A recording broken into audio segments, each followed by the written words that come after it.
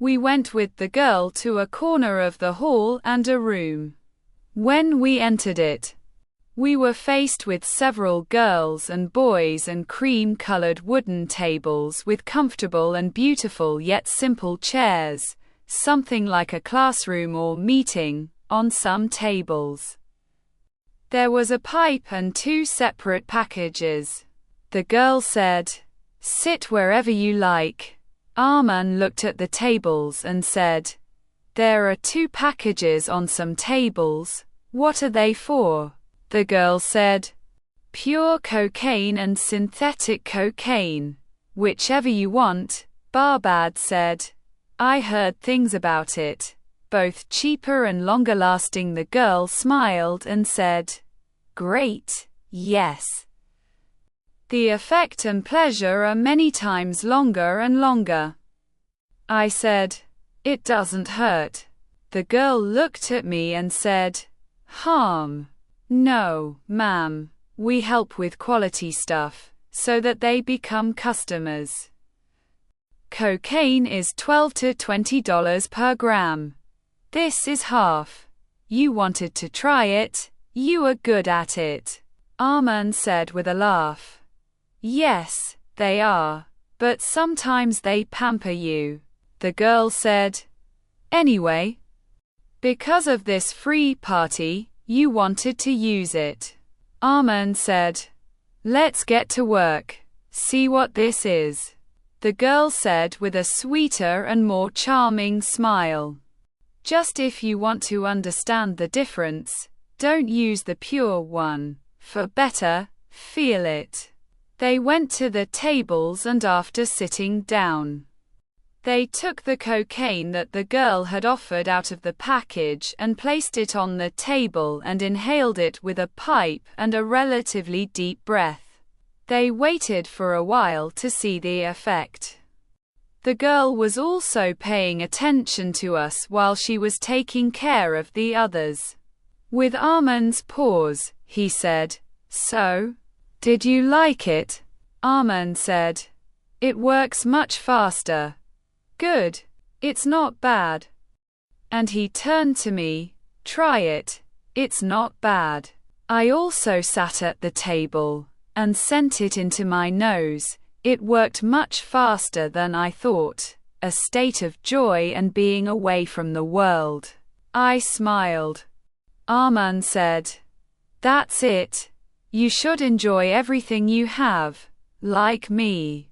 After a while, they brought the glasses of wine and placed them on the tables. I didn't know whether to drink it or not. Its smell and its drunkenness, Arman and Barbad were free, but if Mahan didn't like it, from the drunkenness and red eyes and the smell of alcohol, I hesitated. Arman and Barbad didn't drink another glass. I also didn't drink another glass, imitating them. Arman said quietly and close to my ear, "I liked it. You are learning, not that time and not this time. It's fine. Enjoy it while there is time and everything is as you wish. No one knows what happens after that." I just looked at him, and he smiled mischievously and continued calmly, "To the health of my beautiful cousin." And he pulled the other half up completely. He was in that mood of pleasure and intoxication for a while until they called us for dancing and then lunch. A soda and mint gum were the end of that intimate gathering. Mahan and Hamidi had finished their work, and a woman had joined them. Her words made Mahan smile and sometimes laugh briefly. She had become intimate with her very soon, more seductive than me. Upon seeing me, she stood up and said, "Hello, Muz Meshkat, I am patient Tina." She extended her hand towards me, which I took and gently squeezed and shook.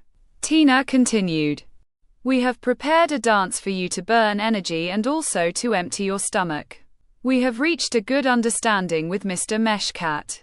We will do it for a trial period and if it is liked, we will do it permanently." I said, I am happy too, Ms. Tina.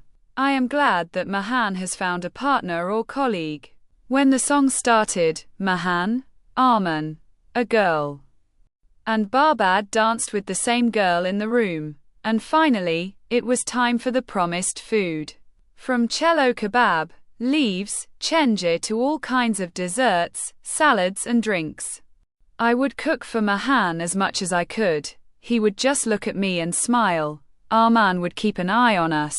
Shakiba and Hamidi would also stand near us and make suggestions, which Mahan would accept and add a plate to her plates. It was time to leave, and we said goodbye. Tina, Hamidi and the girl looked at the empty hall and then out. Hamidi said, "He is a very interesting person and at the same time cautious and clever. He knows how to play a role." Nida said, "I told you that the family, strange and intelligent, Raha, with all the cleverness she knew in herself, fell for them, especially that boy Arman. That sedative helped me a lot. It was very difficult to play a role in front of him and his friend. And especially in front of Raha, who has memorized all your movements and habits." Tina said, "You did very well. Those exercises worked well. You passed the barrier." Hamidi said, "So, what now?" Tina, "Nothing for now. The first step has been taken. But we have to be very careful and cautious. We have to be very close and intimate. Things might go wrong." And she turned to Nida and said, "Now that you have come, I have seen how difficult and stressful it was. Be careful, never, because you are close and you see his work, do not talk, even in your voice, he should not feel anything. Whatever he does or says, like a stranger, Raha is like the people you meet in your life, not angry, not frowning. Let him say it himself and later use the same words when the time comes. I will teach you myself. You are a smart girl, but I have to take care of you, because you too, you have to be monitored so that you do not do anything wrong."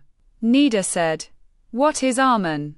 Arman will move forward slowly and like him, a better successor than Raha. He's somehow confident in him. But when he sees someone who doesn't say he'll go all the way, he'll definitely reconsider his choice. After all, he's considered a way to escape and be safe for himself.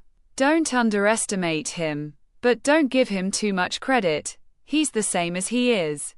No less, no more. You'd better go home. Raha might call you." Nida nodded and walked towards the exit door and the car that was waiting for her.